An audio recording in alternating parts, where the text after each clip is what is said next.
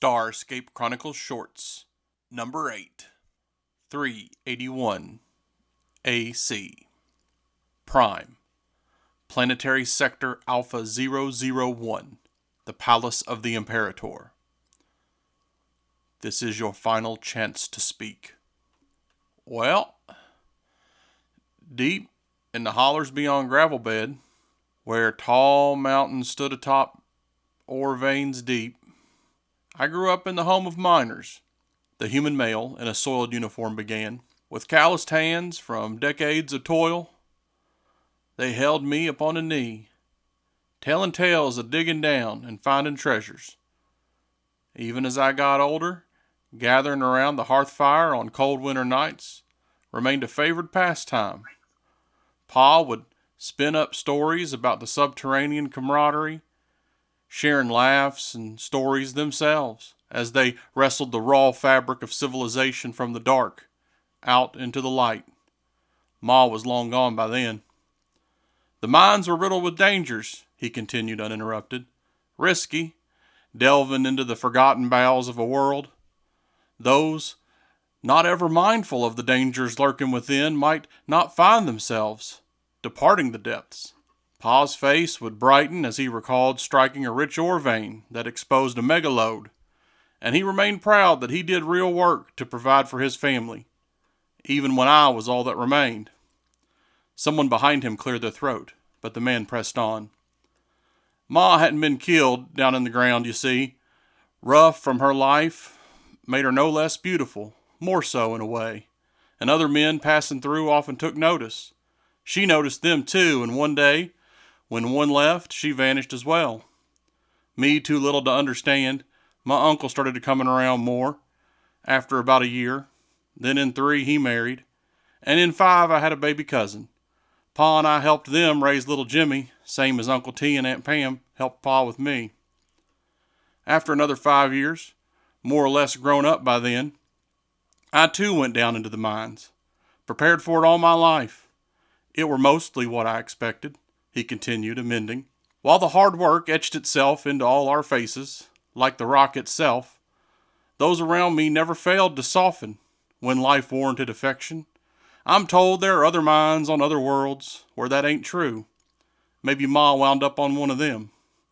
Pa's stories taught me about commitment, determination, fortitude, having each other's back, no matter what.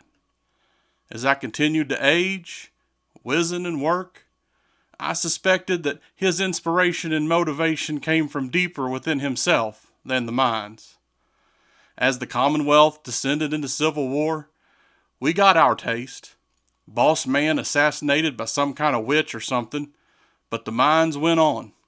The Sorens tore that land from all manner of wild wonders and criminal scum. So they simply adapted to the new threat. Didn't have nothing to do with me either way. Even when the Alliance became your Imperium, nothing changed underground. If anything, Gravelbed above got a bit safer, less on edge. But our cabin outside of town remains as timeless as it has ever been. The man persisted with his head high, despite the murmurs growing from the few that gathered behind him. Pa died before the evacuation. Turns out the Sorens defected, after the Civil War of all things, supporting the rebellion for over a decade. Their arms built and armor cast from the metals extracted from our ore. Their soldiers trained by our security teams. None of us knew any of that. Down in the dark, scratching for glimmers of light, just like our daddies before us. With the mine, the only life I ever knew, gone, I had nothing but Pa's stories to lead me on. Though I could no longer follow in his footsteps as I once had, his lessons, his tales, his tenacity, his love for his people and his land shaped me, just like the hollers beyond Gravelbed and the mines beneath them had shaped him, shaped us all, the man admitted.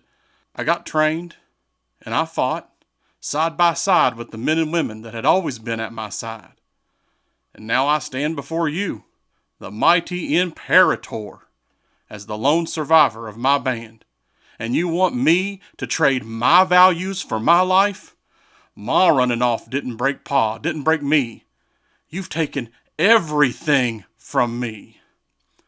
The man calmed himself, concluding, just like in the mines, we did the work that needed doing, and we relied on one another.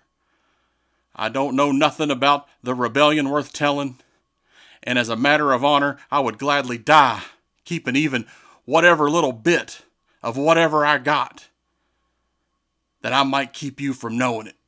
The man spat on the floor before him. The Imperator smiled, briefly revealing the charred flesh clinging to White's skull, which ever lay beneath the illusory facade of the handsome man that he wore.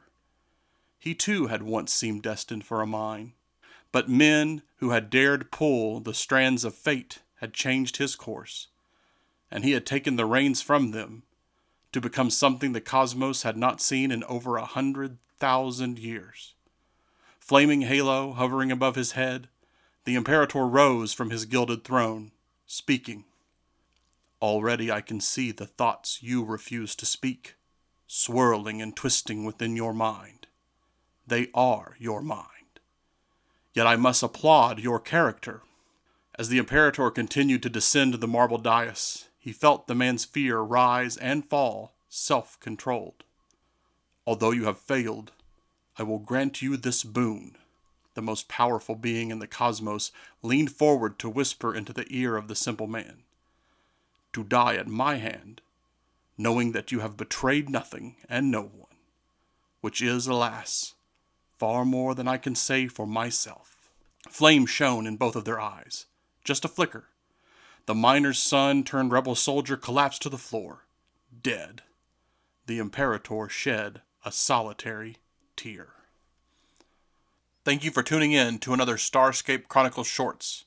Several Starscape Chronicles novellas are available, as well as a serial story called Starscape Chronicles 380 AC that requires no prior knowledge to get in on the action.